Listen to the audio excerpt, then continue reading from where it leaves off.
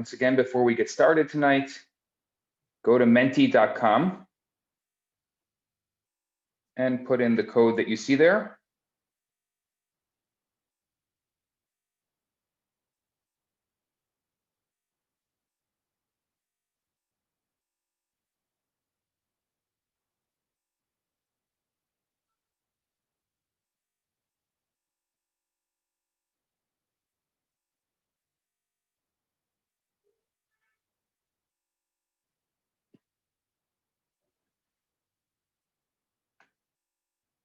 And if you want, I will share the link again in the chat.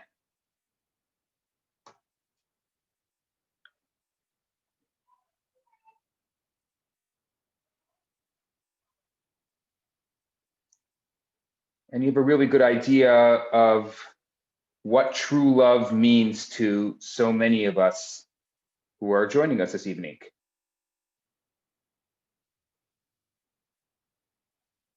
I see great words, bringing joy to others, but the ones that are really standing out right now are soulmate, connection, happiness, true love as one word, which is fascinating.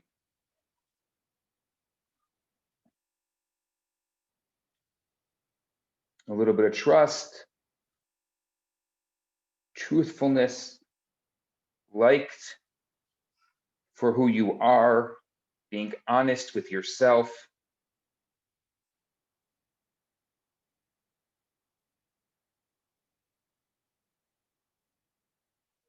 Very powerful. Empathy is coming up strongly.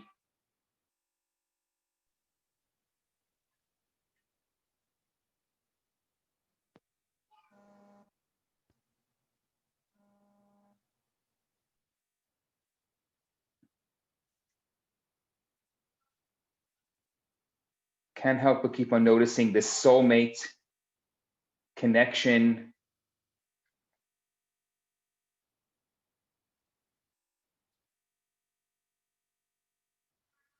We'll give you another minute to get on there and be part of this Menti meter.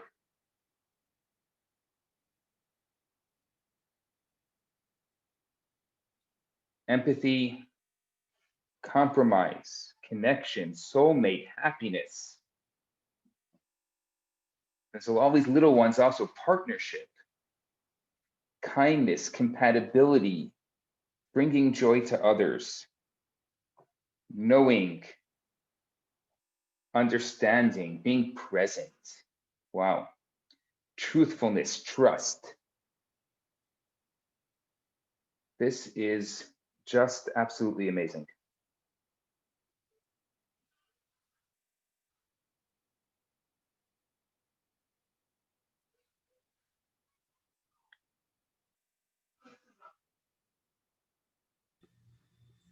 Okay, we're almost about to start.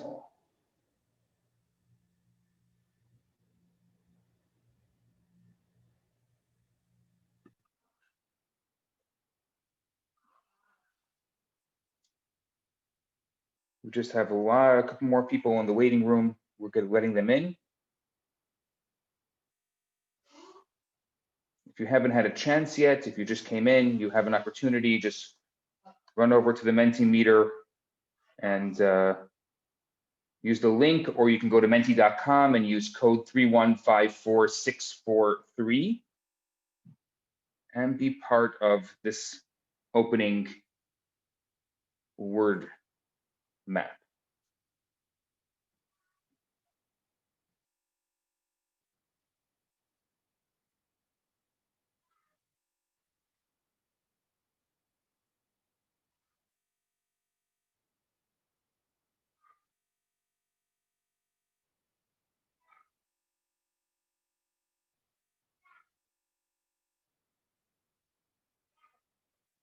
Okay.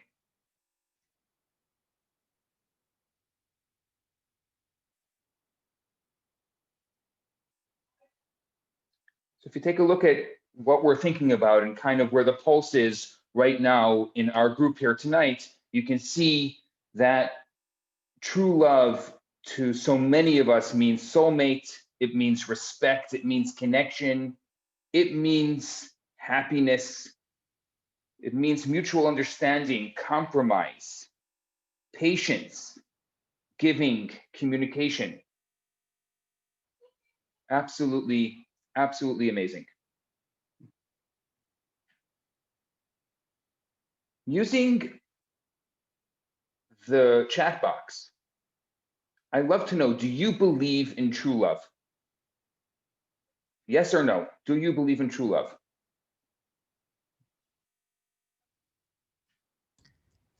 The chat is disabled on The my. chat is disabled. Let's check. Okay, let's try it again. There we go. Thank you. Yes, yes, yes, I do. Yes. Wow, lots of yeses. I used to. I like that. Sort of. By the way, you can send it to me privately also. If you don't want to send it publicly, that's okay. Not really. Yes, absolutely sure. Yes, sort of. Okay. Just want to see what I'm up against here tonight. That's really what this is all about. Yes, but for not perhaps for everyone. Okay. I think it's rare but possible. Somebody wants me to define true love. I hope that I'll be able to do that a little tonight. Okay. This looks like lots of fun. So before we get started with our lesson this evening, just want to kind of give you a bit of a rundown. Number one is leading up to tonight, I sent you 2 questions. I got some absolutely amazing answers, things that really, what ended up happening is this afternoon, I ended up kind of reworking tonight's class based on some of the answers that you sent me. So we're going to talk about those tonight. I also want to let you know that the directors of the Oscar-winning directors of Kosher Love, they're looking for some singles and some people who they can interview and follow in a new film that they're working on. And if you're interested in being in their film, they're incredible filmmakers. You can send me an email and I will forward it to them and they will be in touch with you. Also, I want to let you know that we're going to be launching some special events coming up in the next few weeks. We're going to be doing a special Jewish trivia night, an online Jewish trivia night, and we're going to be doing a new type of speed dating, which I'm calling Soulmate, which is something that I've been working on for quite a while, and that's going to be launching in the next few weeks. And right now, we are in the middle of our annual charity campaign, and every dollar that you give is doubled through our generous donors, and a very special thanks. I see most of you who are here have given, even if you give $5, even if you give $1, it just means that we're part of a global community, and it means that you care and we care together. So thank you, and you can go to charity.com/weareconnected. I will put it in the chat box here in case you, sorry about that, in case you're interested. And that would be great, but I see already most of you have given, so I really do appreciate that. So let's get started. Just to go over the questions that I asked leading up to tonight. My first question was, with an estimated 1 out of every 2 marriages ending in divorce, do you think that marriage is still a good idea in the 21st century? Maybe it's an outdated model. My second question was, how do you know that someone is the one? What factors are important for you that will make the other person right for you? The reason why I decided to give this class tonight was a result of a lot of conversations with various individuals through my coaching over the past little while. Also, the other reason why I decided to give this class is because it seems to be coming up so often. This idea of what is love? Not only the question I asked opening up tonight, what is true love? But what is love?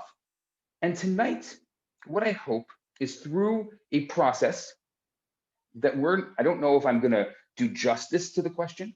I don't think we can cover it in an hour because we're just gonna be talking for an hour and then we're gonna have an hour of open questions and answers.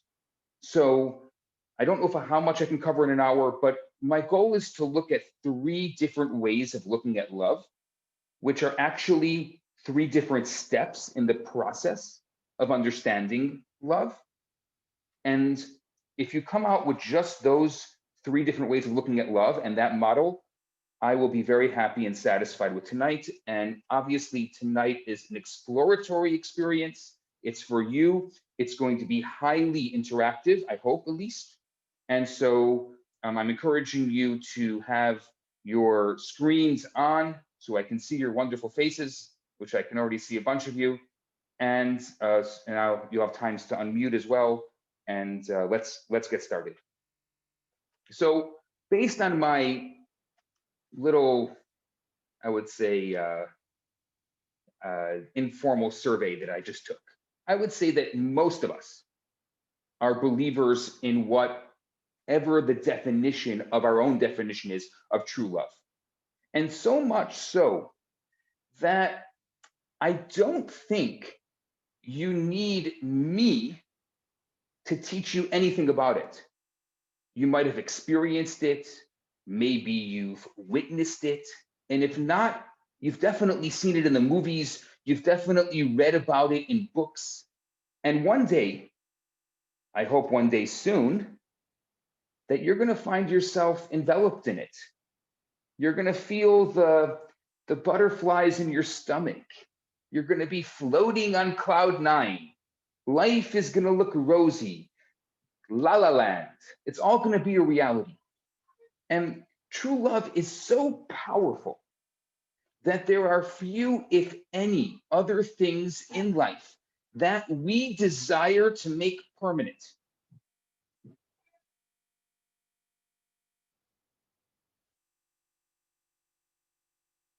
I mean, just think about it that way. We relate to the idea of love is forever, or till death do us part, whoever said that. And that's precisely why I want to explore it with you tonight. Because on the one hand, love seems intertwined with the concept of eternity. And yet, in reality, the eternal, or what we call eternal love, seems so elusive. So I'll explain. For this moment, at this moment, and I don't know what's going to happen over the course of the next hour, but for this moment, I'm working with the assumption that most of us think it is unfortunate and problematic that love doesn't last. This is just the assumption I'm working with right now. And one reason I think the divorce rate is so high may be because people don't think of love that way anymore. People used to have many children. Now they have far less. People who don't have that many children don't regard it as an issue, or maybe the opposite. Maybe they regard it as something that is good for society. In a similar way, people used to have one life partner. And now some have adopted this attitude that love is good as long as it lasts. You fall in love and, I don't know, you fall out of love. And then maybe once you fall out of love, you look to find love again, kind of like leasing a car. And even today, millions of people find a beauty in a lifelong love, and they crave for that in their own relationship. But all too often, these very people are not able to reach that goal. And I wonder, and I speak to them, and I wonder why not? Are millions of people being unreasonable. So we want to explore what it is about love that, despite its widespread association with eternity, seems to fall short of it. Are there things that can fix it? I think we've all read the fairy tales, we've watched the rom-coms, but we've also seen love and romance fade within relationships. Some relationships just, I don't know, they lose their pizzazz, and others are reduced to the level of a tolerable existence, and others fall apart completely. Some end up in acrimony, hatred, disaster. So if you take a look at your handout tonight, I'm going to refer to that handout. You're going to see I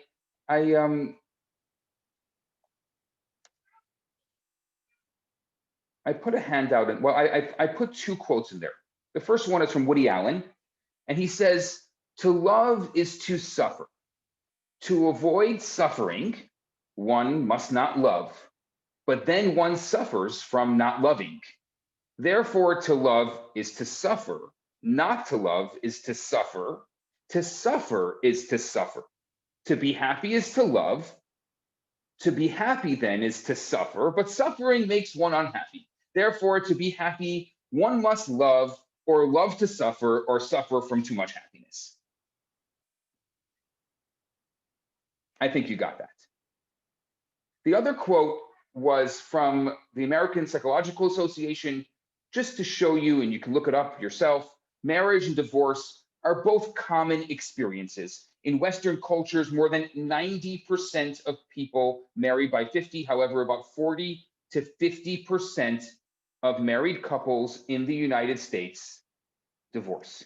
We don't have that kind of data in Canada, unfortunately. So using your chat box, I want to kind of ask this question and think about it a second. What do you think might cause people to fall out of love?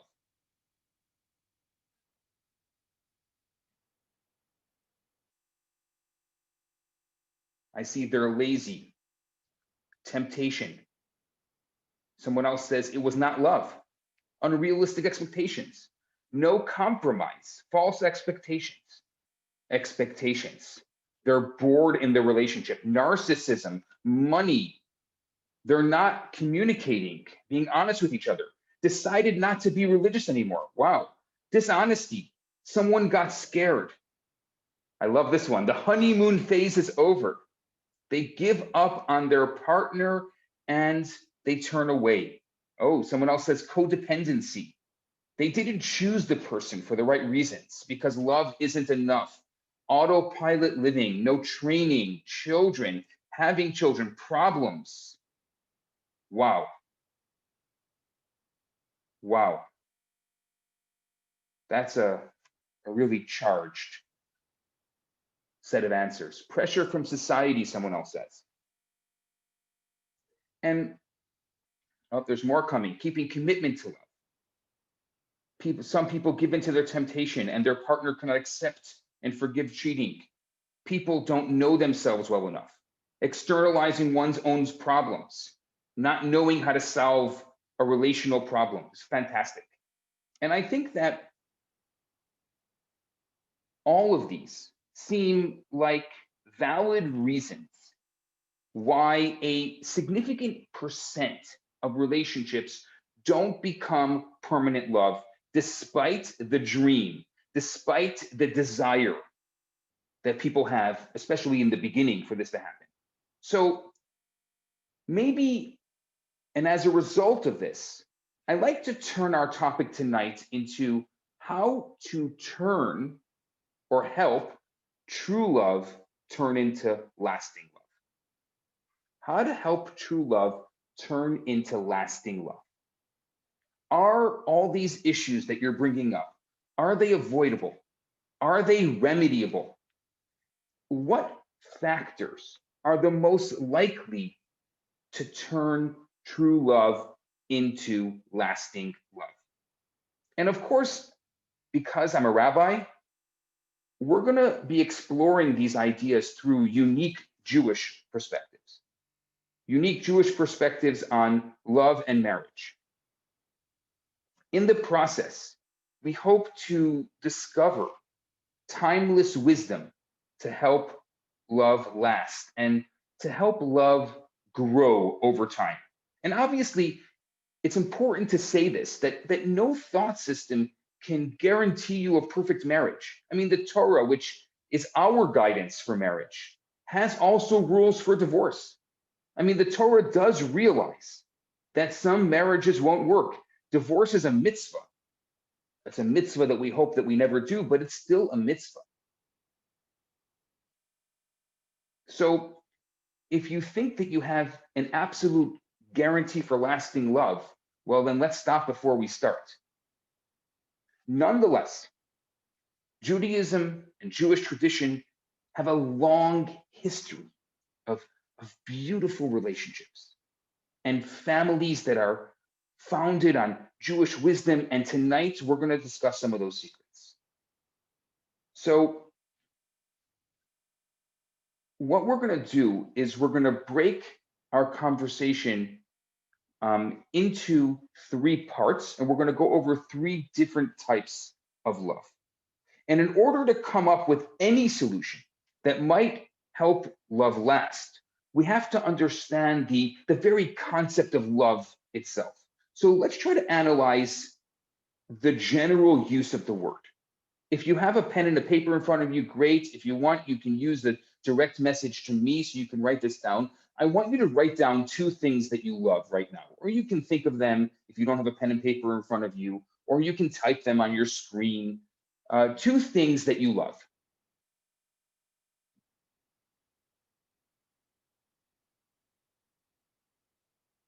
I like that. My children and chocolate. Well, things. My children are people. Well, so 2 things. Somebody says truth and connection. 2 things they love. Okay.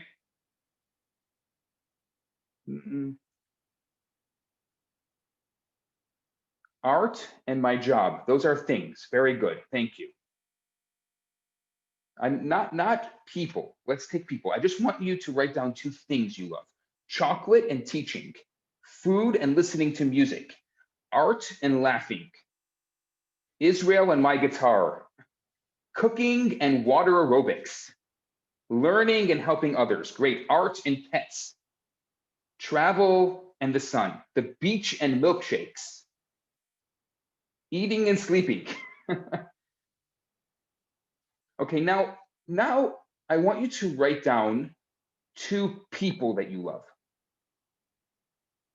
Before we wrote down 2 things that you love, and now I want you to write 2 people that you love.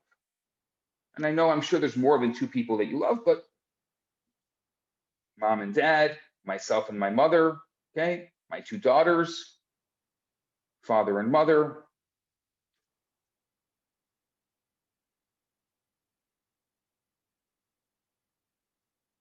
My mom, my children. I have 3, I don't pick favorites, thank you. Myself and my mother, my sister and myself, my sister and my brother, my mom and Donald Trump. Okay, amazing.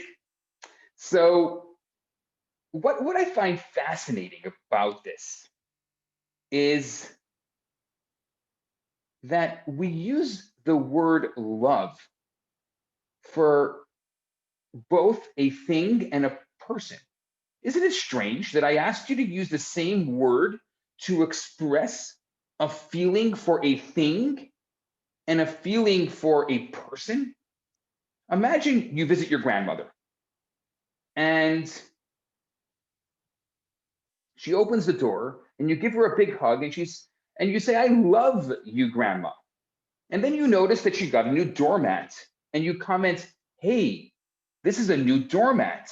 I love it so much." Are you saying that you have the same feelings for your grandmother as you do for her doormat? I think that when we think of marriage, one of the primary words that comes to mind is the word love.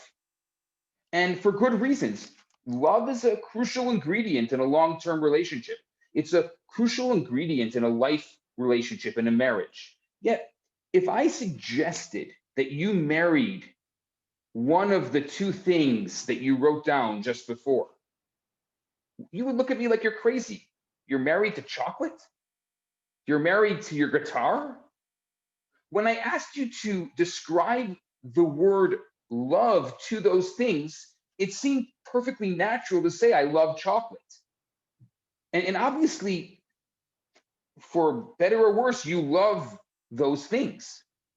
But clearly, while dating and while relationships and marriage might or should be synonymous with love, love is by no means synonymous with dating, relationships, and marriage. So what is love? What does this work tell us about that which we ascribe to it? Are all loves created equal? That's my question tonight. Are all loves created equal? And so what I'm going to do is I'm going to describe the first type of love. I'm calling it the I-it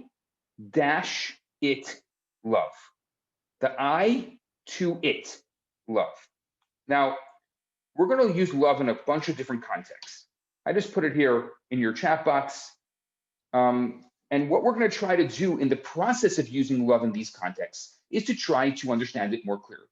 So the I-it love is when you say, I love a bar of chocolate. When I say, I love this, or if I hold up my iPhone and say, I love this, what am I really saying? Do I really love this iPhone? What am I actually saying?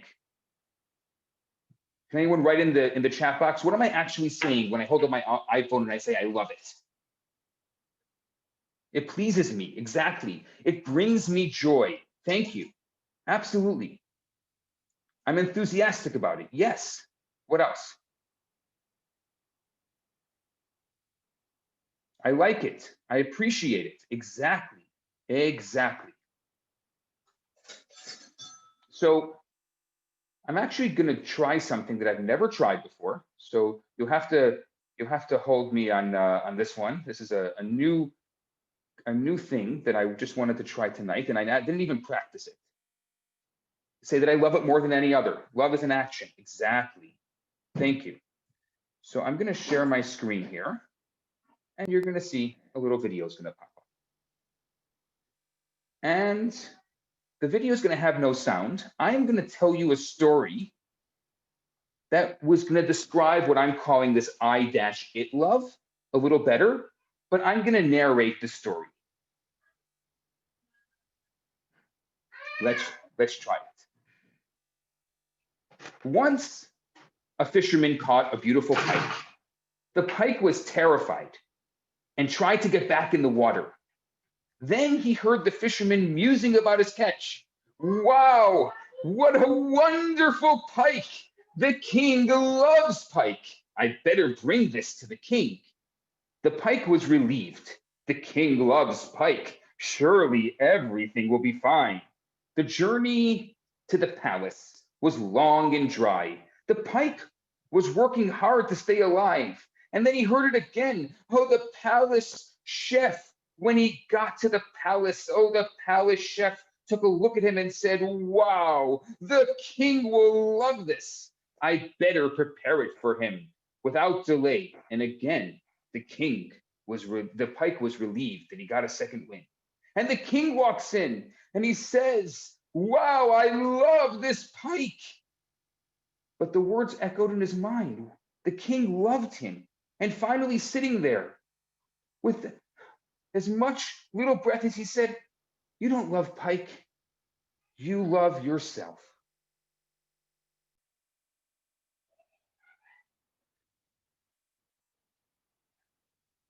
And I think that this describes this I-it relationship.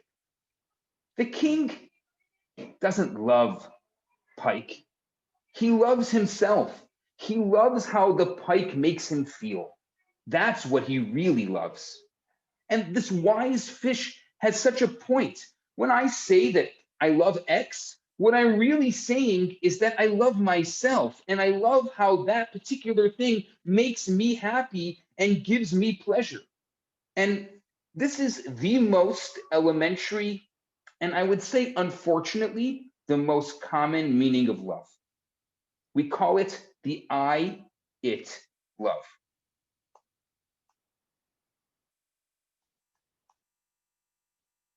I'm going to call it the I-it love. Let me bring, sorry, I'm going to share my screen one more time here. There's my little PowerPoint to help you follow along here. And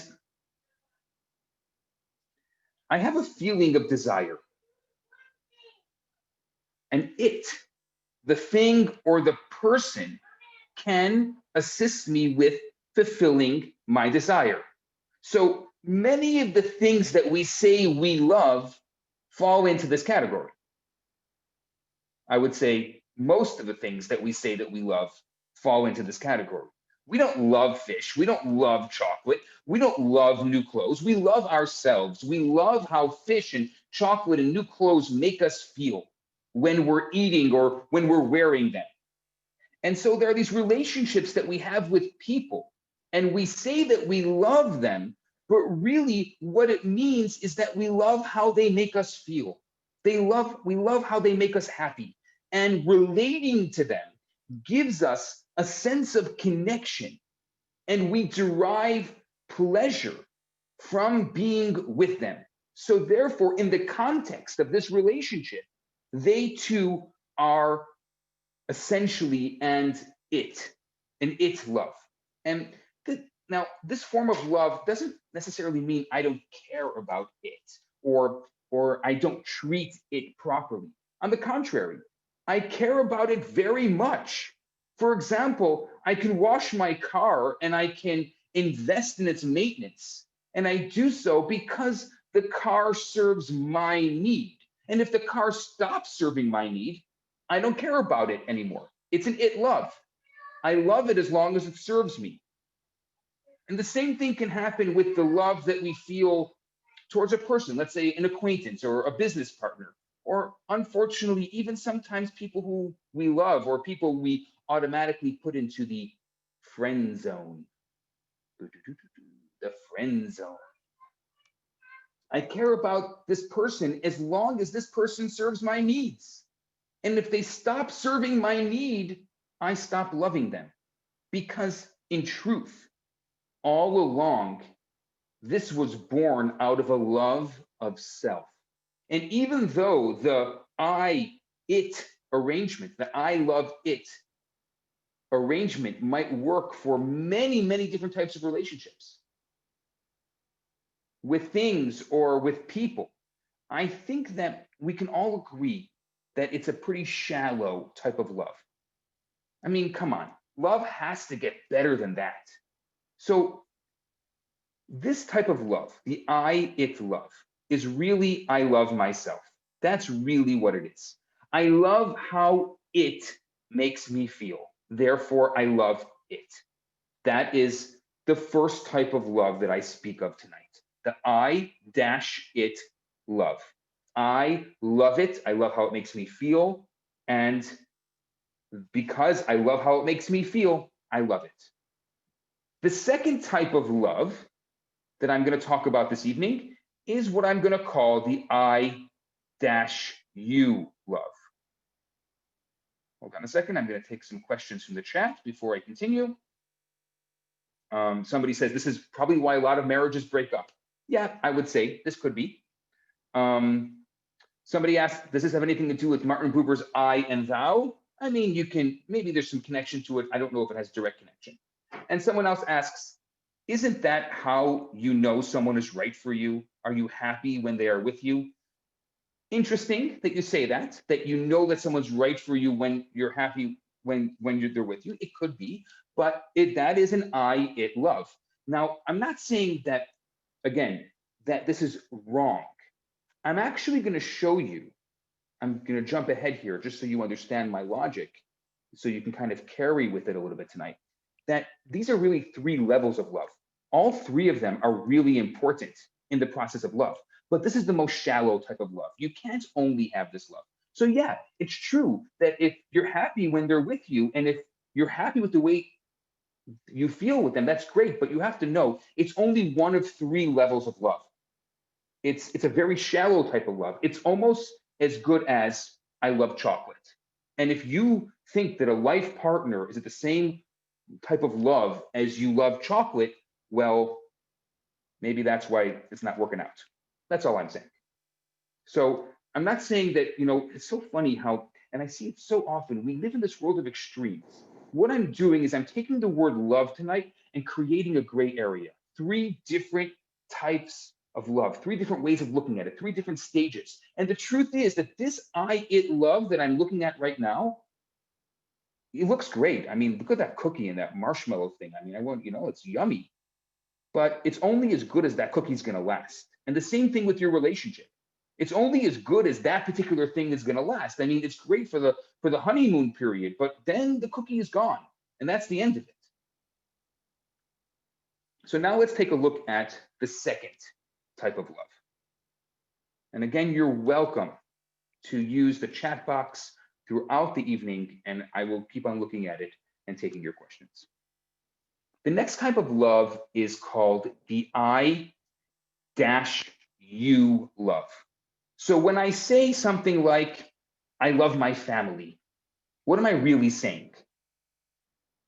When I say I love my family? Anyone using the chat box?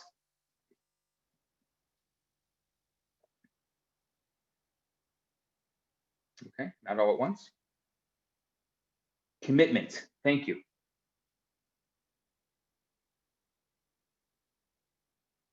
I love how they make me feel, okay, that they're important to me. There's companionship, I care about them. I care about their welfare, their support. They're a part for me, someone who cares about me. I'm invested in their lives and I share their goals. I care for their outcomes. Thank you very much. Absolutely. So this is the I-U love. I know them best and I'm deeply and vice versa. I feel attached emotionally and physically, exactly. What I'm going to do to describe the I-U love is I want to pull a story out of the greatest best-selling book of all time. There's no book that has been sold more copies in more countries than this book. It is called the Torah, otherwise known as the Bible. Some people even call it the Old Testament. Not sure why they call it the Old. They can just call it the Testament if they want. But this is the greatest book of all time, and I believe that this great book has some great stories and some great lessons, even for us here at the end of the year 2020. So I'm going to tell you a little bit of a different love story. The story about how Jacob met his wife, Rachel. So Yaakov is in Israel, where he lives with his parents, or Canaan at the time. His parents are Yitzchak and Rivka. And he goes to Haran. What's in Haran? His mother's from Haran. So he goes to his mother's hometown, and his mother's brother, Lavan, is there. And one of the goals of his trip to Haran was to look for a wife from his family. And when he arrives in Haran, he goes to the well, and he asks the local shepherds if they knew his family. And the shepherds say, you won't believe it. Right there, coming up the pathway is the relative of this family, Rachel. This is Lavan's daughter. She's a shepherdess, and she's coming right now to the well to give her sheep water. Now, if you look in your handout that I hope you have on your screen or that you printed out, you're going to see that I use the exact word. The next page is from Bereshit 29:9, verse 9 through 20. And what I'm going to do right now is I'd like to put you all into breakout rooms, and I'd like you to read this text, and at the end, I want you to look at the question for discussion. There's a question for discussion. So please, while I'm talking here, I'm putting you into breakout rooms. If you don't have the handout, pull it up. I hope at least one or two of you in each breakout room will have it up so you can read it. You can read it in preferably in English, since it's the common language that we all speak here. And then there's a question for discussion. And if you don't have that question, which is in your handout, I will make sure that I will send it to you. So if you didn't get it, I sent it to everybody before tonight's class. It was in your email. If you had an email to open this up, this event here tonight, then you will have an email with the handout. So and please unmute yourself in the breakout rooms and introduce yourself, and hopefully turn on your video as well. The breakout rooms are just going to be about 5 or 6 minutes, not more than that. So it'll give you an opportunity to read it and discuss a little bit and to get to know each other. And there's going to be four to five participants for each breakout room. So enjoy, and we'll see you back here in about 6 minutes.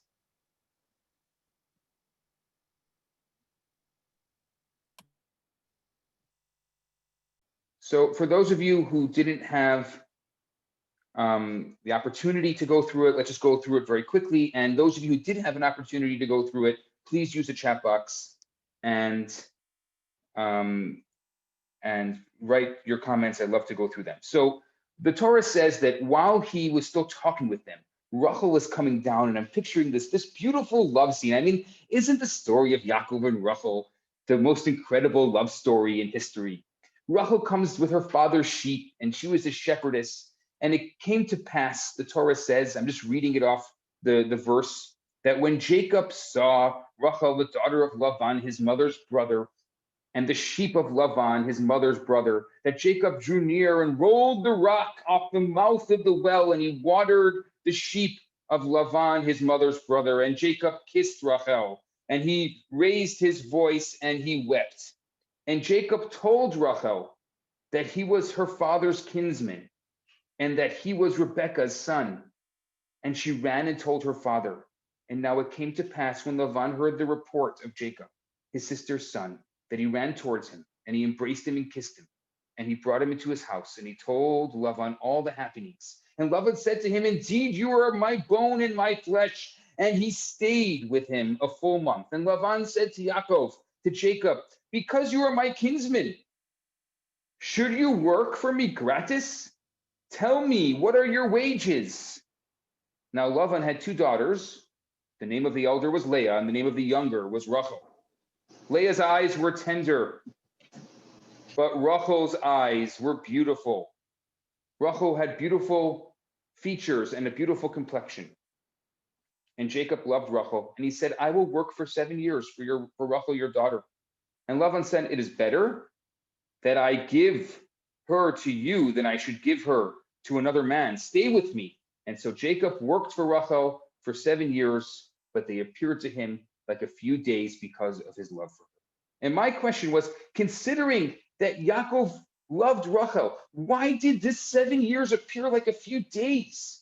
Waiting for someone he loved? I mean, shouldn't have time gone slower? And I see some great answers here. And I see love gives meaning and purpose, and it makes time go faster. I love that. Time goes fast when you have something to look forward to. Yes, I didn't have a working mic, so I apologize. No problem.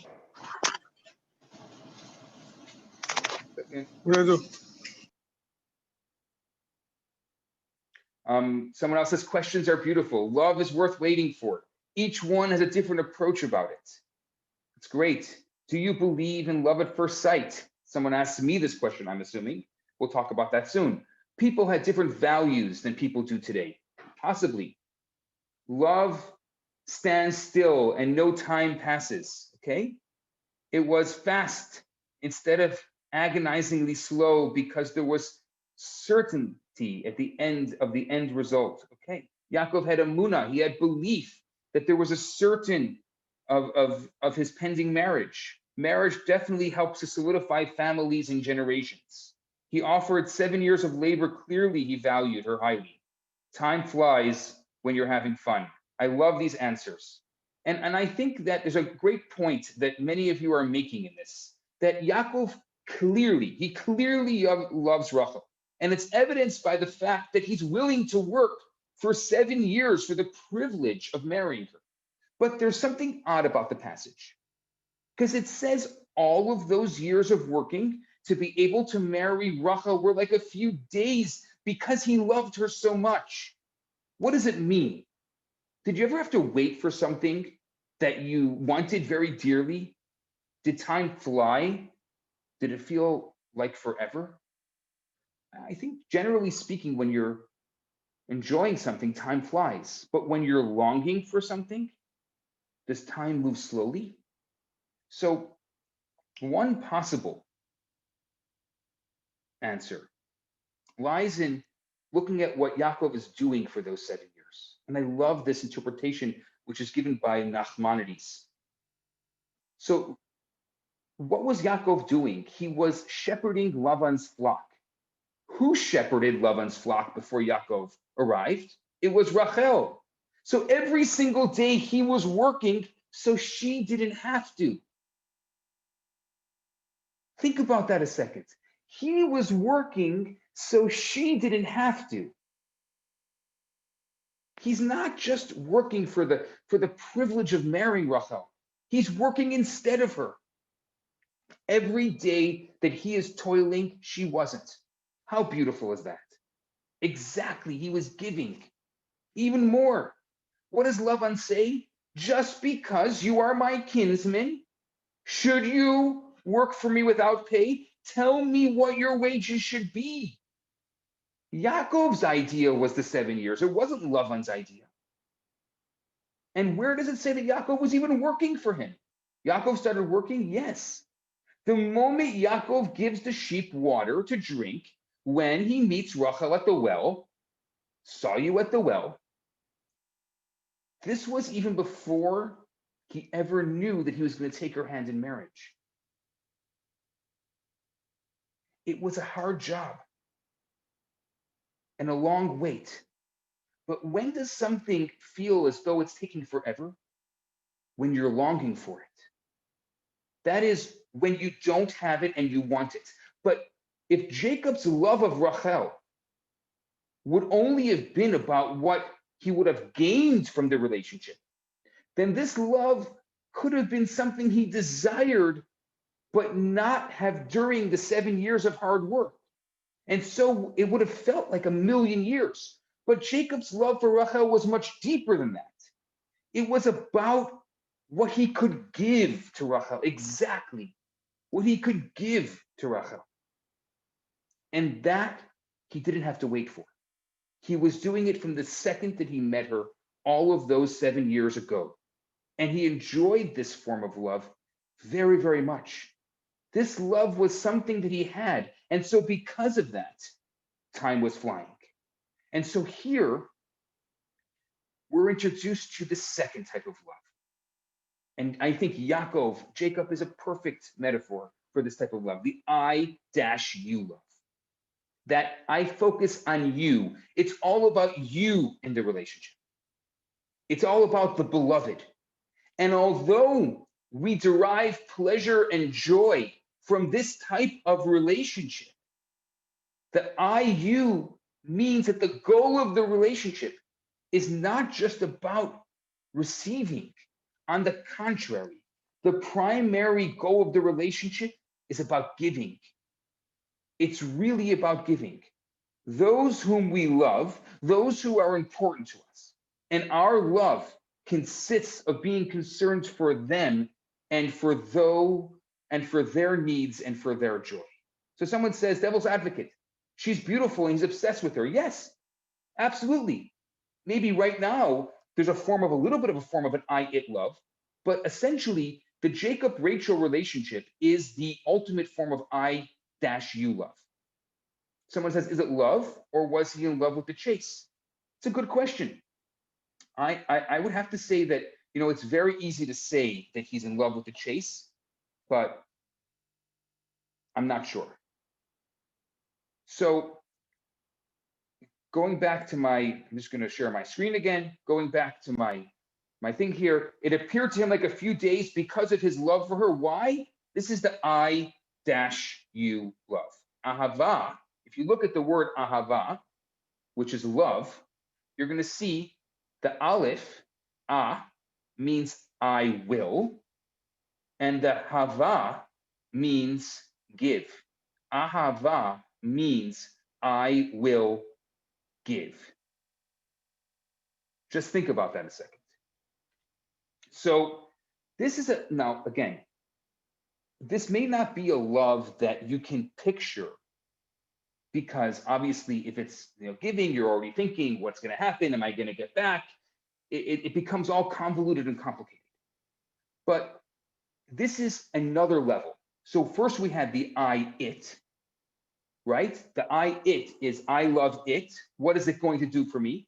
This is the opposite of the I it love. It's the I you love. What can I do for you? So these are two, if I had to have a line across, I it, I you. They're two opposite types of love. Is it the only type of love? No, there's a third type of love. We'll get to that in a second. Now, what's interesting about this is that I think that the I you type of love is this very beautiful type of love, and it's usually reserved for select people.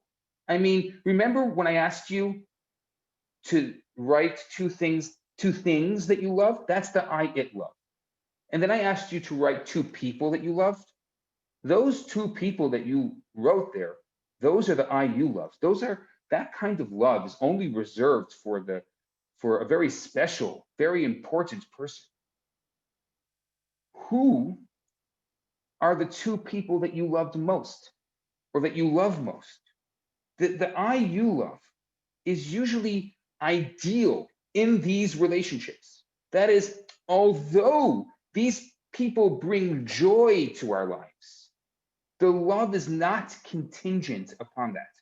The stronger the connection with love in this context is our willingness to do for that person. So to be sure, it is natural that when we first meet someone, our love is going to be an I-it love. But it should not stop there. If a relationship evolves into a marriage, but still consists primarily of an I-it love, this relationship has a very low chance of enduring. It's not going to happen. Unfortunately, this is exactly, and somebody said it before, this is exactly what happens most of the time when the relationships don't work out. Is the relationship could start off as an I-it love, but it needs to progress.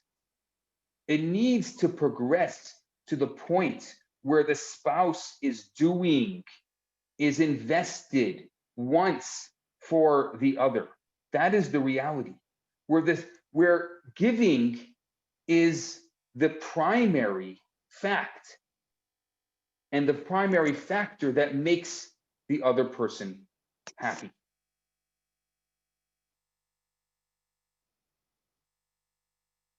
So adding an I-U to the relationship, where the foundation and focus is the you, would be clearly very beneficial, if not, let's say, crucial for marriage.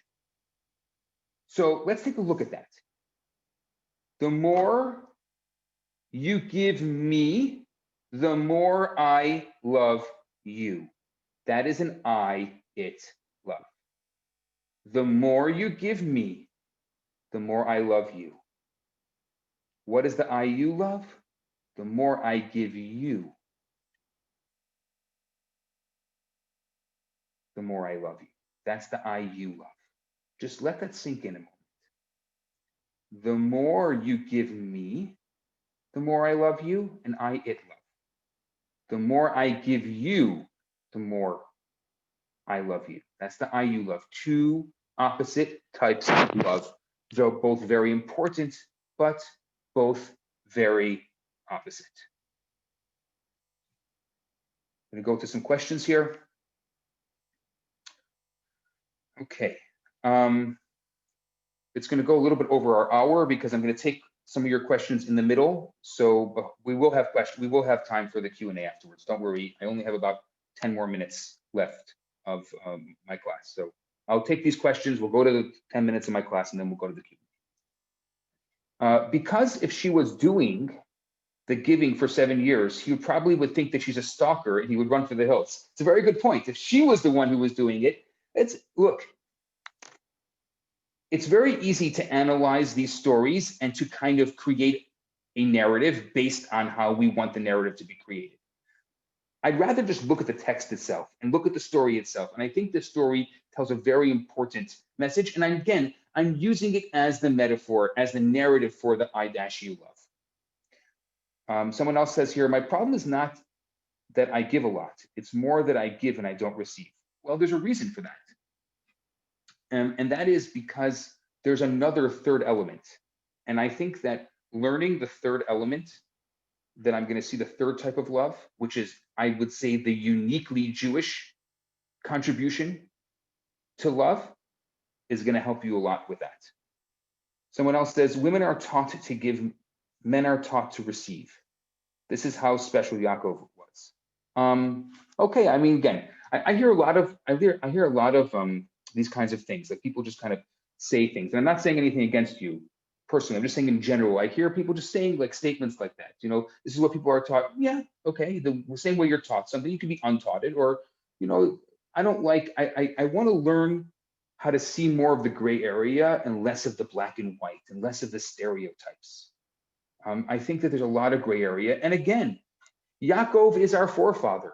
You're saying how special Yaakov was. Yes, but he's there also to teach us how to be special as well. Someone just asked me, is it possible to get the Torah portion handout sent to me by email at the end of the lecture? I will make sure the handout's sent. I'm sorry that you didn't receive it. It's hard for some women, someone says, it's hard for some women to accept that just waiting for someone to chase you and do nothing. Women are not used to going for what they want, like university degrees. Love seems out of their control, and it's hard to be passive. It's a very interesting point. I'm going to save that. I want to talk about that a little later. If I don't address it, can you just copy and paste it later during the Q&A session? So I'd like to address that. It's a different topic. I don't want to go off topic here. It's hard for some women to accept love and being given to. That's true. People naturally want to be pursued, men and women. Yes. So if a person you are dating is not giving, then should you run? Great question. If the person you're dating is not giving, then they're probably a narcissist. I'm not saying that you should run. It could be that the relationship right now is an I-it relationship, but as the relationship evolves and develops, you have to say that it should develop into more than an I-it love, type of love. Shopping equals alis veris or ali veri, maybe in Turkish, taking and giving, versus my mom used to say always with the veri ali, which is the opposite in every relation. Beautiful. Thank you very much. Thank you. Okay. One only becomes resentful if you keep giving and not reciprocating. Exactly. Now I want to get to the third type of love. The third type of love, like I said, I believe this is Judaism's unique contribution. And again, I want you to look at your handout, because I have the handout right here in front of me. And I have a couple quotes here in the handout because I want to make sure that we root this deeply into Jewish thought and create a uniquely Jewish experience out of it. Also, I didn't finish this off, but obviously the I-it love is natural for the beginning, and the I-you love is natural for enduring. Just kind of make sure this sets in for you here. Natural for beginning, crucial for enduring. The third type of love is called the single I love. It's interesting because in most literature, the playing field stops with the I-it and the I-you type of love. Marriage self-help books are going to explore relationships based on these types of love that we've spoken about until now. These books, they guide readers on how to move from the I-it to the I-you. And there's a lot of back and forth. You look at all the best-selling books, all the best hits. When it comes to the relationship books, they're always going back and forth between the I-it and the I-you, the I-it and the I-you love. But the Torah gives us a third level. what we call the single eye love, the marriage love. Let's take a look at this narrative in Genesis. If you go look at the narrative in Genesis, and I'm going into your handout now, Genesis 1:27. And this is the starting point of the Jewish thought on the relationship between a man and a woman. What does it say? Vayivra Elokim, and God created et ha'adam b'tzalmo, the human in his image, b'tzalmo, in his image. B'tzelem Elokim, in the image of God, bara oto, he created him. Zachar u'nukeva bara otam, male and female, he created them. This is exactly what the Torah says. What would be a clearer way of writing this? I mean, there's almost like a grammatical inconsistency in the verse. The verse said that God created the human in his image. In the image of God, he created him, again singular. In his image, singular. Male and female, he created them plural. I mean, maybe, if I was just writing this as a regular writer, I'd say God created man and woman in his image, and in the image of God, he created them, male and female, he created them. Like, why is there this singular versus plural? It's kind of this confusing. It's grammatically, it's a little incorrect. So if you look at the Midrash, I brought the Midrash here, Bereshis Rabbah 8:1.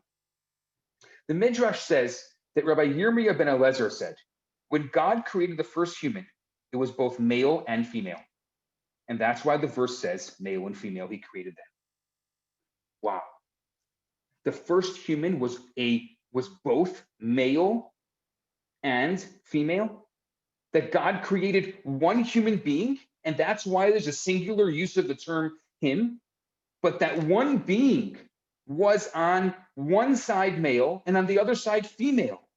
And that's why there's a plural usage of the term them. So what happened to this first Adam? Let's go back to the biblical text. You have a text there in your handout. Let's review the process that resulted in the formation of two separate beings. And I'm sure you know this. We all know the beginning of the story. What does it say? That God caused, it says Genesis 2:21 and 22. Again, look at your handout. God caused a deep sleep to fall upon Adam. And as he slept, God took one of his sides and he closed the flesh in its place. And God built the side that he had taken from Adam into a woman. So what happened here? Did God run out of raw material? What happened? Like he couldn't just get some other earth and make another person? Why couldn't he just make man and woman separate? Why were Adam and Eve created as one being and then split into two?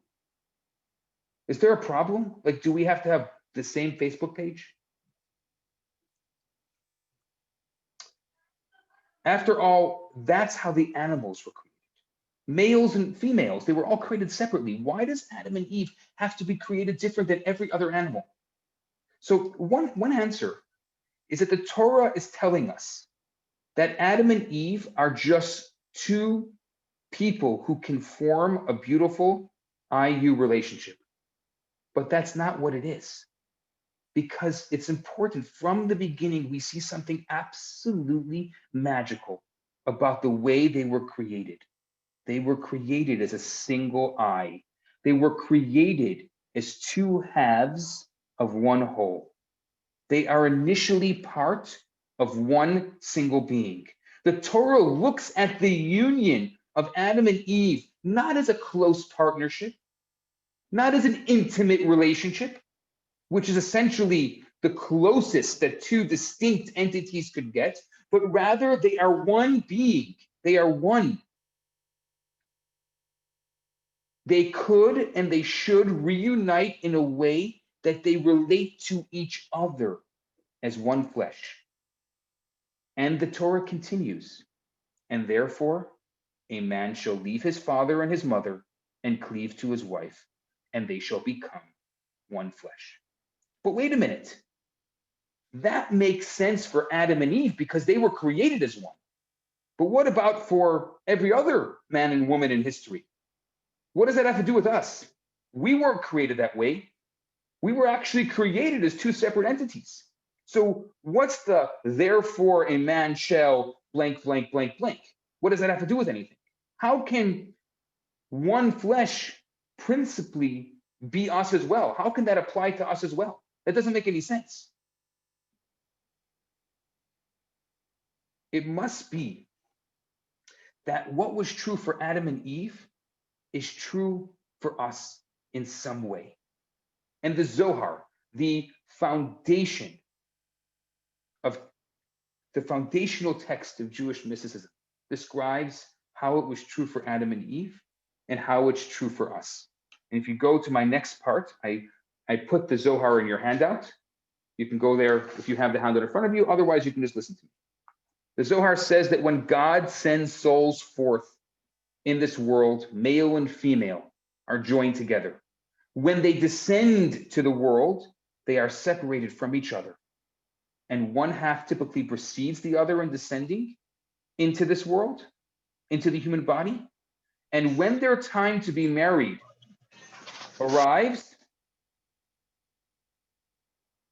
God, who knows the destiny of these souls, joins them as they were in their initial state and proclaims their union. When they are joined together, they become one body and soul. Since the time Adam and Eve were created, males and females have not been created as a single entity. And the Zohar teaches us that nevertheless, in essence, each person is only one half of the single being.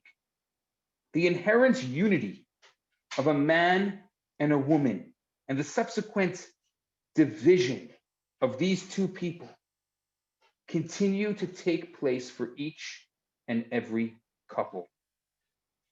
And the Torah story about Adam and Eve teaches us about the possibilities of our love, and it sets an ideal for us to emulate. We have this idea. The number one word that came up when I said, what is true love, was the word soulmates. What is soulmates? A soulmate, I guess, I mean, if I had to define it, would be a person who is perfectly suited for another, maybe something like that.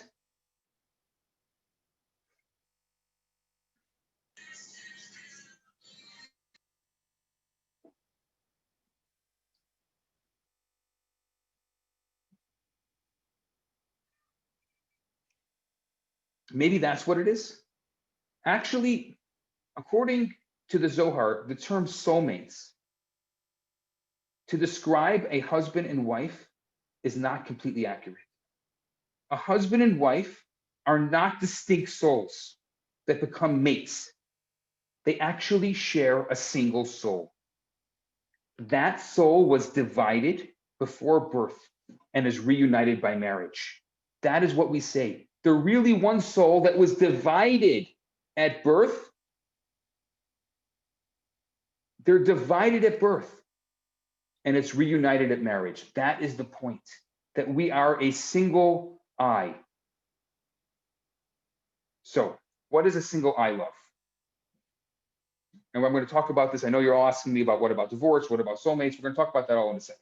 I want to just make sure that you understand this third type of love.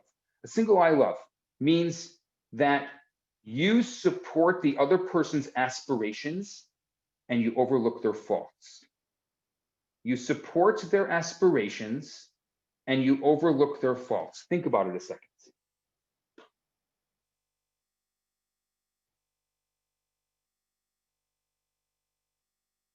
You do all that can be done to restore and enhance feelings of love.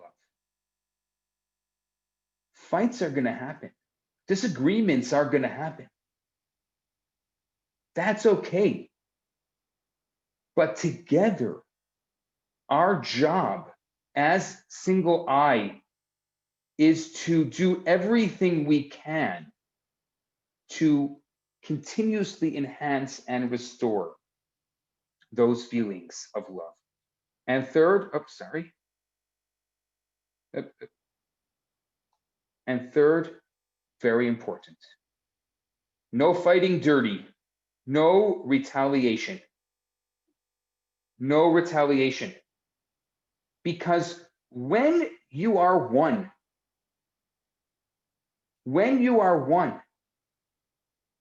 what you really, you know how to push each other's buttons. You know all the problems. You know everything that possibly could happen. So it's so easy for you to create issues and to stir the pot of your relationship. Single I love means you are me and I am you. We are part of a whole. Together, we are one unit. So my job is not to retaliate. My job is not to fight dirty. My job is to do everything that can be done to restore my feelings of love for you in any way possible. We are going to fight. We are going to fight to keep each other together, to keep us as a single eye. And we're not going to retaliate. Once again, I support aspirations. I overlook faults as our own. I take the blame. I don't shift the blame onto you because we are one. When I am hurt, you are hurt. When you are hurt, I am hurt. We do all that can be done to restore and enhance the feelings of love, and we don't retaliate. So just to go over, because I know I'm a little bit over what I said I would be. I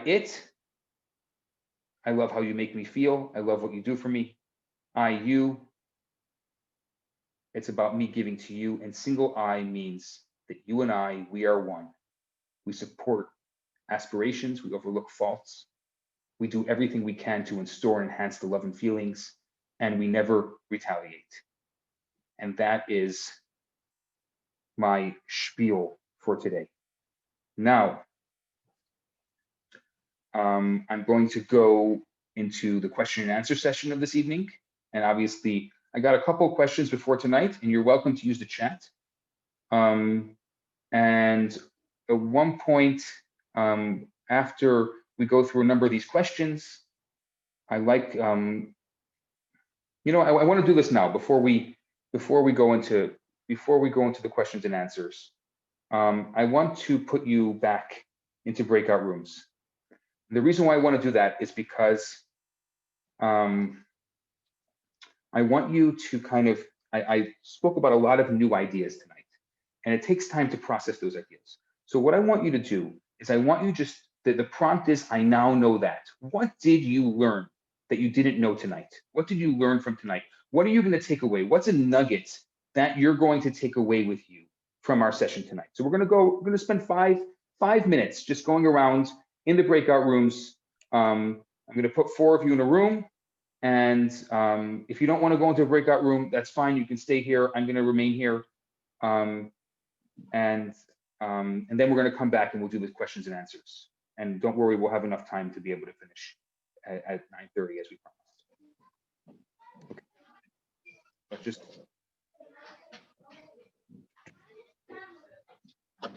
sorry. Where is the breakout rooms? Recreate.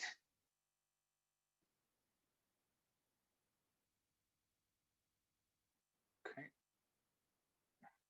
I'm going to look to make sure that you all get a proper room, and we'll see you back here in a few minutes. Oh, I see some smiley faces coming back from the breakout rooms. Love to hear, write a nugget into the comments. Love to hear a nugget that you took from tonight's class so far.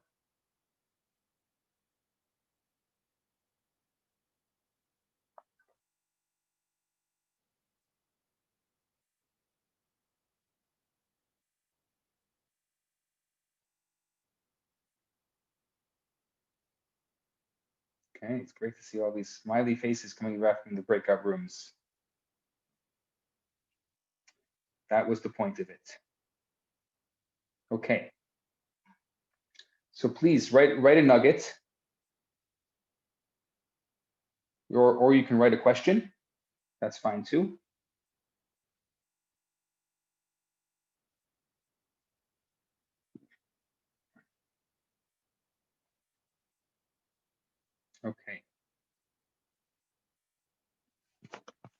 So I'd love to hear some nuggets, some things that you're taking out of tonight. And what's a nugget?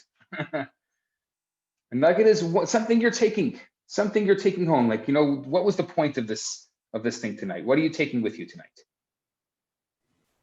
I would like to say that thank you first.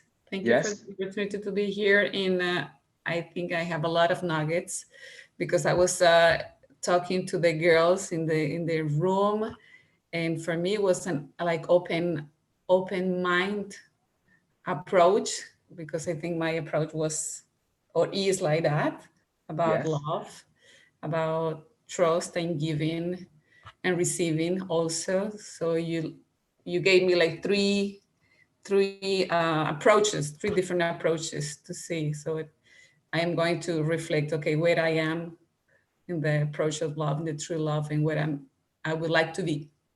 That's amazing. Well, thank you. I really appreciate that. Thank you very much for your wisdom. Thank you. You're welcome. I see some questions that are coming in on the chat. You can send me a question privately by direct messaging me, or you can send it publicly, and I'm going to start answering those questions. Any other nuggets before I get to the questions?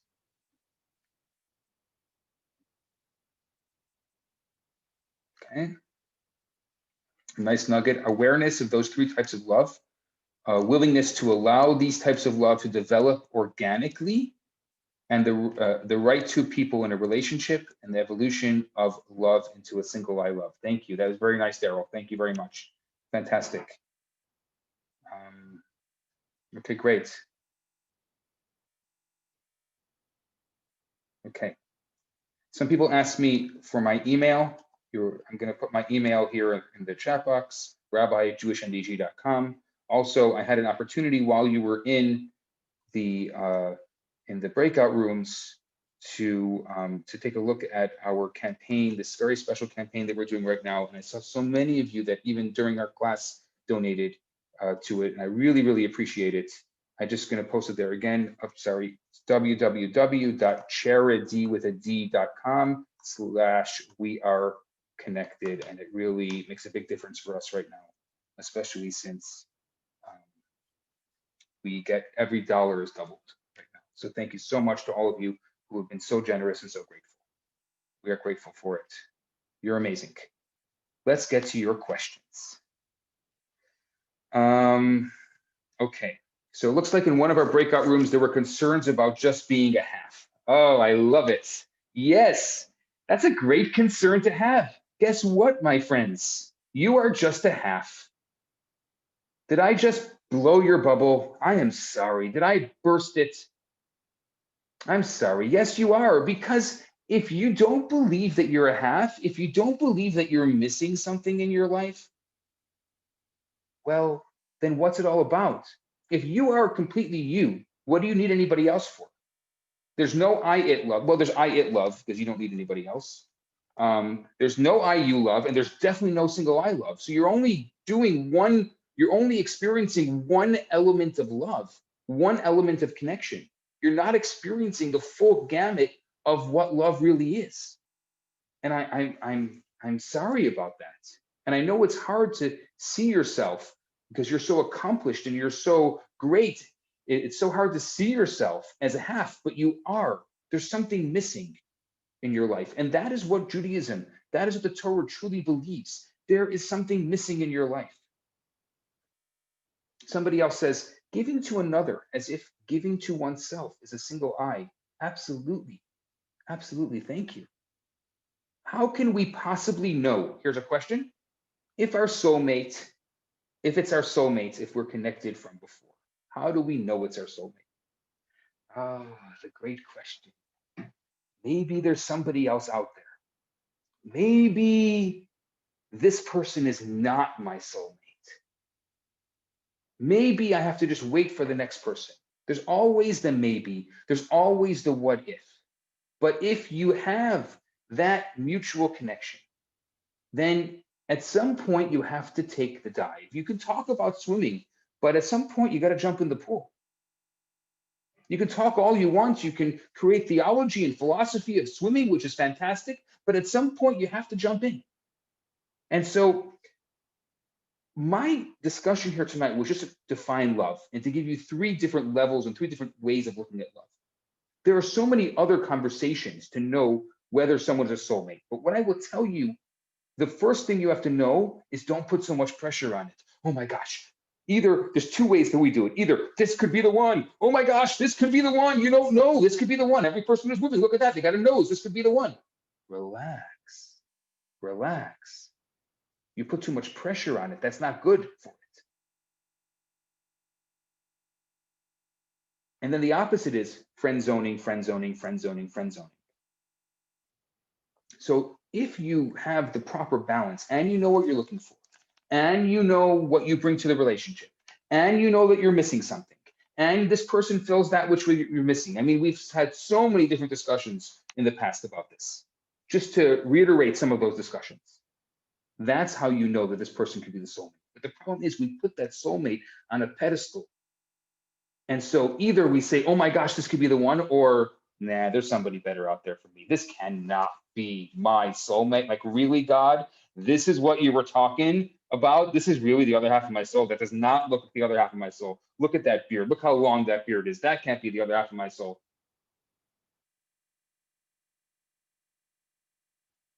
It's not that cut and dry. We don't live in a world of extremes. We live in a world of a gray area.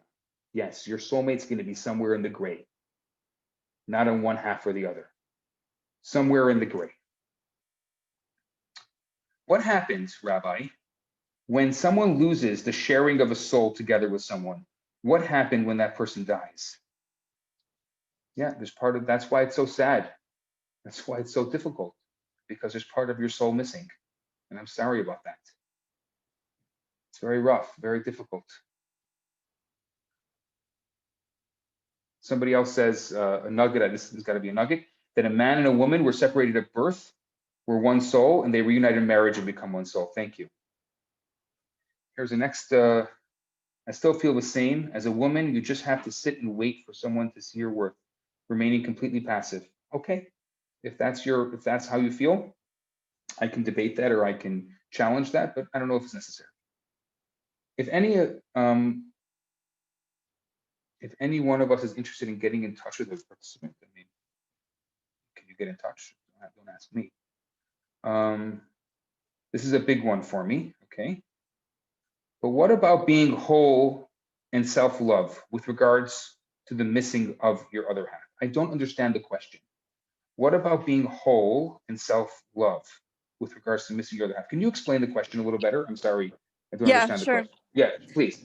So a few minutes ago, you were talking about how, in Judaism, we have the approach that when you're single, you're missing your other half, that your soulmate is the neshama that you were born as one neshama, and then you're separated, and marriage will bring that neshama, those neshamas reunited, right? Right. Okay, so I'm saying that while, rather than feeling that we're not complete people, shouldn't we be approaching life as, seeking to be our own selves, standing on our own feet as a complete whole person, and that our soulmate would come and complement those values and goals that you have as your own self? Absolutely. That's exactly what we're looking for. We're looking for Right. I am myself, but it's not, you see, there's what you're asking, I mean, the psychologists call differentiation, right? The ability to be yourself while being in a relationship. So single I is that, so you exist and this other person exists. So you exist as single beings. And now you're in a relationship. So instead of saying it's an I-it's relationship, which will last as long as the honeymoon or maybe 2 hours, or an I-you relationship, which alone is very difficult. That Jacob-Rachel relationship alone is very difficult. What the Torah is coming is bringing another level. Look at each other as if you're the same person. So we're not taking away your independence. We're not taking away your autonomy. We're not saying that you are now one. Don't become enmeshed. That's not going to be healthy. You're still a dependent, but in the relationship, you are a single entity, which So you means become a we. you're a we. Exactly. That's right. If two U's become a W, right? Yeah, that's a great illustration. My only concern is that I just see so many single people walking around saying, you know, I'm not a complete person. I'm looking for my other half. And I feel, and maybe I mean you're smiling and nodding your head, but I really think that we all as single people really have to be very conscious of the fact that we have to step up our game and Yeah. bring our whole selves to the table, because nobody buys half a pair of pants. We don't buy a half shirt. We want to buy You're something that is whole and you're complete. so right, and I think that it's even more than that. Is that we're not bringing our whole selves into the relationship, and I think you're so right, because you said it. It's a game. You said we have to step up the game, and that is such a false. And I'm not saying it to you. I'm talking not to you specifically, but No, of to the course. whole idea, to the whole idea of the way that many singles look at it. It's a game. No, don't. If you're going to start off with a false sense of this relationship, it's going to continue false, and it's going to end up withering away. You have to be able to bring yourself, and you know what that takes? Something very difficult. It's called vulnerability. To actually enter a relationship, to actually go on a date and be a little vulnerable. There's no way to develop that relationship at all without a little bit of vulnerability. That's hard. That's hard. We're asking for a lot, a lot. But that's what it is. And yes, will your heart be broken? It could be. But how do you expect to get there if it really matters to you? You see, as people who think the Torah is important, the Torah believes that the most important thing that you should be doing in your adult life is being married, because there's half of you that's missing. And if you don't think that there's part of yourself that's missing that you have to go find, well, then it's a non-starter, basically. That's what it is. It's a non-starter. But thank you very much. I really appreciate you with the courage of stepping up and calling that out, because it's so important. So, so important. I'll continue going You're to. welcome. Thank you. Thank you. Thank you. I'll continue with some of these questions here. Quite a number of questions coming in. Considering us to be half souls is a limited understanding of soul. I believe we are half in a sense, but souls are connected as part of Hashem. I'm not taking away the infinite nature of the soul. I'm not taking away the godly connection. What I'm saying is that there's a part of you that's missing.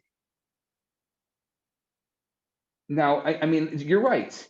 You know, one of the things I wanted to show was two flames, two matches, and the match that is the original complete soul, and then you write another match, and then they become one.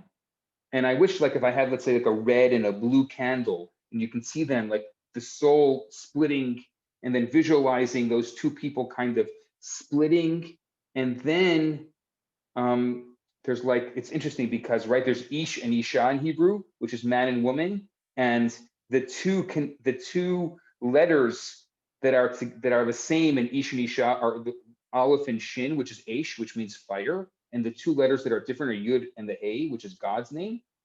And so, you know, so I think the candle really is a great example. And if you kind of put those wicks together and you put those candles together, that is the idea of two people becoming a single flame. So I'm not taking away the God. There is still the Yud and the Hey there, but we need to put the two flames together, and they become one. It's not, they don't, you know, and we see this in the Havdalah candle, when we have two flames, the two flames become one. They don't remain two separate entities. They truly become one. So I hope that answers your question.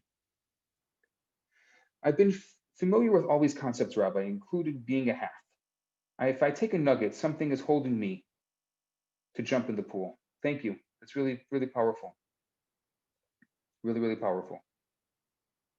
Somebody else says, I've waited for the soulmate so long I've been working and preparing, but I'm curious if God has a message for me.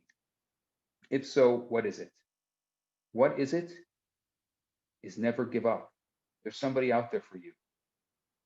What I feel, and maybe I'm just projecting here, but I feel that for some reason you have lost hope. Don't lose hope ever. Continue looking.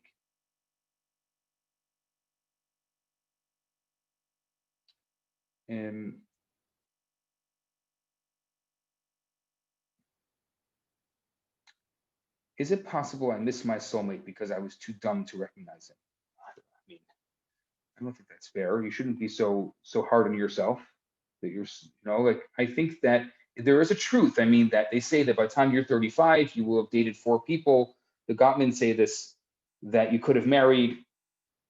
I don't think that you're too dumb to recognize it. That your life is where you are today.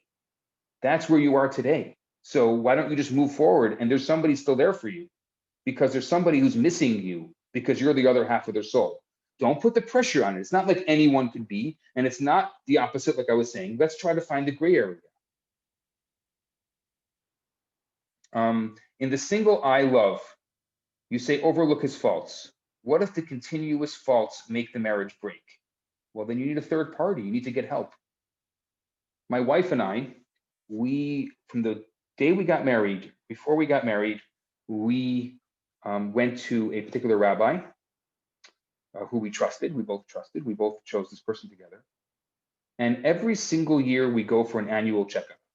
And this is someone who knows us well, somebody who understands who we are. And even if there's nothing wrong, just to be able to build and enhance the relationship. It's okay to have a third party, somebody who cares about you, who could guide you, who could coach you, who could challenge you a little bit as well. That's the secret. Marriages don't just happen by themselves. Relationships take effort. And I'm not saying, all the jokes that, it's difficult, he was incomplete until he was married, and then he got married and now he's finished. I don't like that kind of stuff. I'm saying that it's the process of 2 people becoming one is a process. It doesn't happen overnight. It happens through building mutual trust, and that takes time.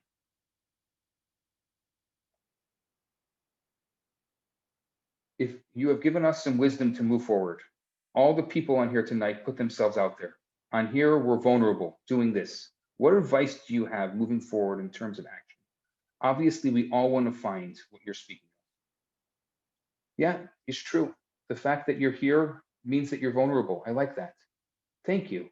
I never thought about the fact that you're coming here. Every single person who's here has put themselves out there in a way that they're vulnerable. What do I say to you? I say to you 2 things. There is someone out there for you.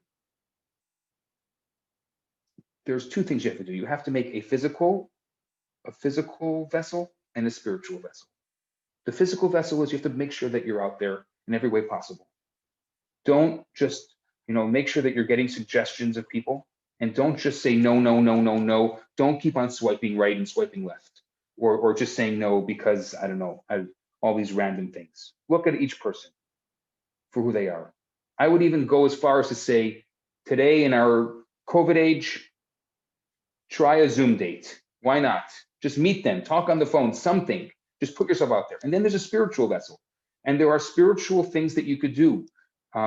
Giving charity, especially to a needy bride. If you don't know a needy bride, I will find a needy bride for you. You can just let me know.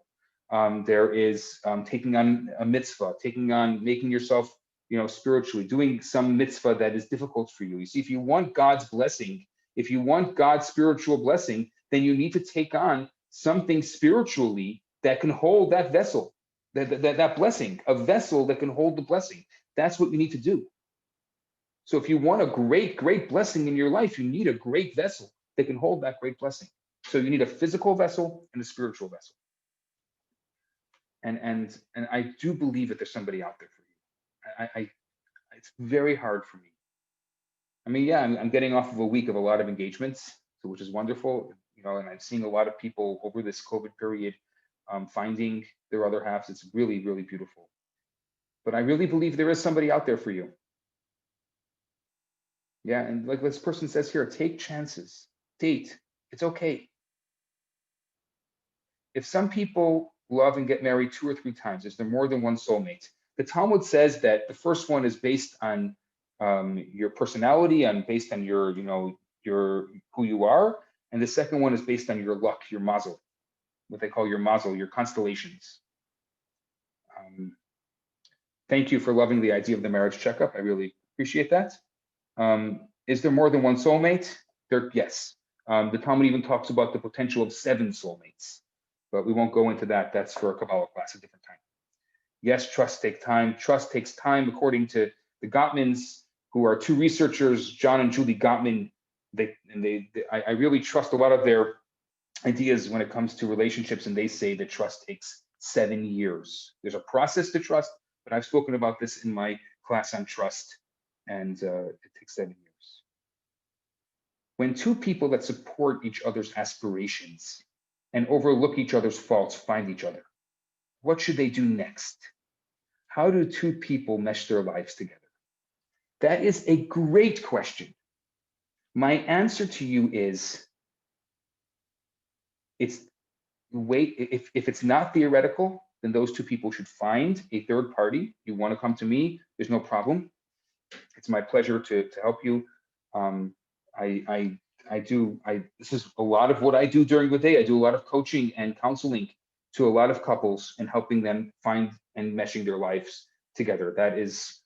It often takes a third party.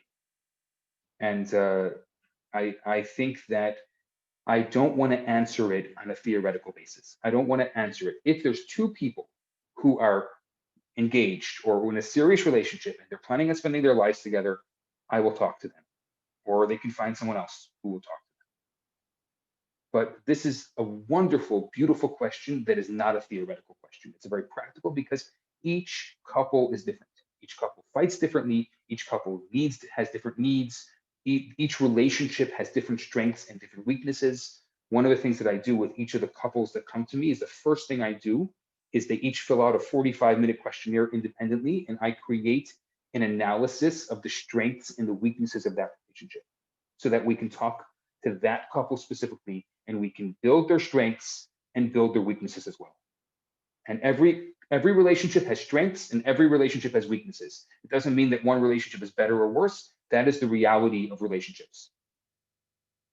And someone else says here, it takes some work to mesh lives together, compromise, respect. Yes.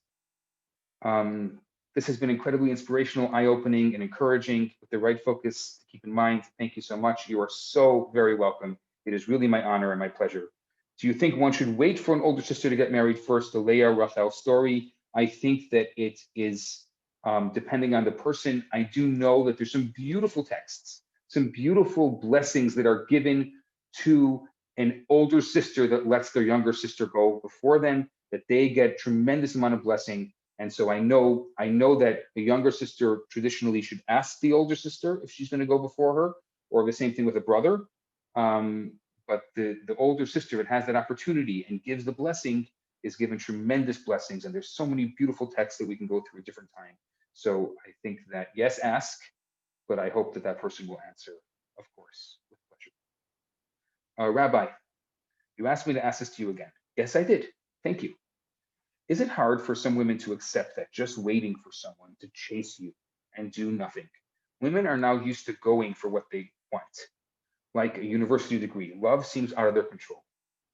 Thank you so much for asking this again.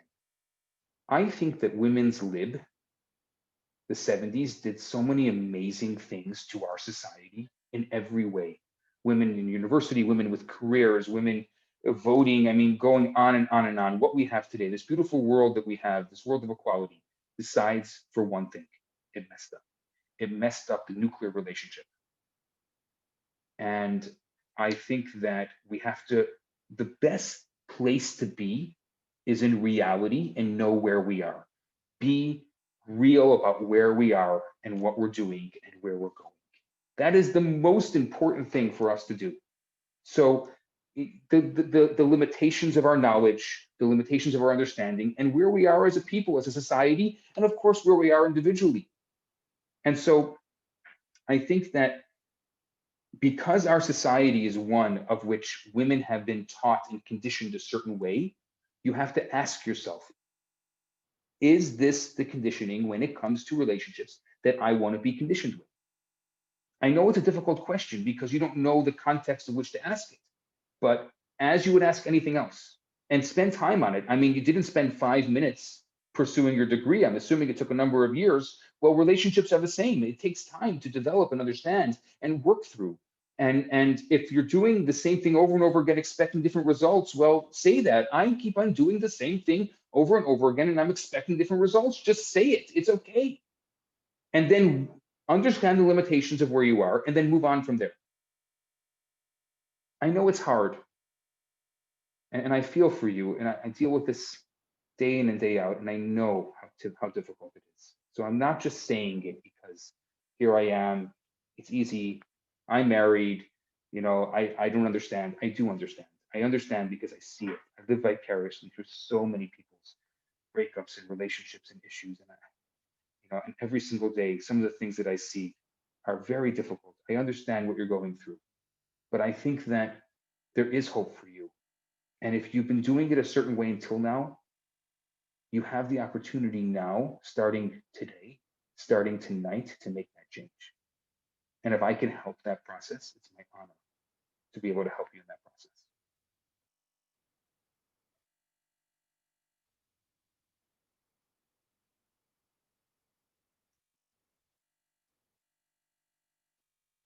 I think I'm going to end here because it is 9:30, and I promised that I would start on time and I would end on time. And I want to wish you all really, I thank you for being vulnerable. That was an amazing thing. I'll tell you what I learned tonight. This message that somebody said before, that by you being here, this is the first step to a relationship. It's you being vulnerable. It's you being real. It's you being able to face yourself. And that's amazing. That's really, really amazing. And I'm going to be talking soon. You're going to get some messages from me about this brand new kind of speed dating that I'm going to be doing called Soulmate. It's going to be a bunch of different things. I don't like speed dating. I've been speaking about this for years. I hate traditional speed dating. I think that it's actually counterproductive. I know some people meet that way, but most people don't. And I've been working on this whole new project, and I think that we now, through technology, will be able to do it. And I'm really excited to share that with you. And so you'll see that coming soon. And also you'll see some other really fun events that we're going to be doing and working on. So thank you for being here. And you know where to find me. You can email me, you can message me. And Hashem should bless each and every one of you, that you should be able to find the right person, and you should be able to, if you have that person, you should be able to hold on to them, and you should both become a single eye. That's all I want for you, exactly as the Torah puts it, that single eye. And have a very good night, everyone. Thank you, Rabbi. You're welcome. Thank you, Awesome. everyone. You're welcome. Thank you. Bye. Thank you. Thank you so much. Thank you. You're welcome. Thank you for being here. Bye-bye. Thank you so much. Thank you. Good night. Really an honor. Bye. Good night. Have a good night. Thanks a lot. Bye. Yep. Thank you, Rabbi. Good night. Welcome. Thanks. Good night. Thanks for being here. Yep. Thanks for hosting us.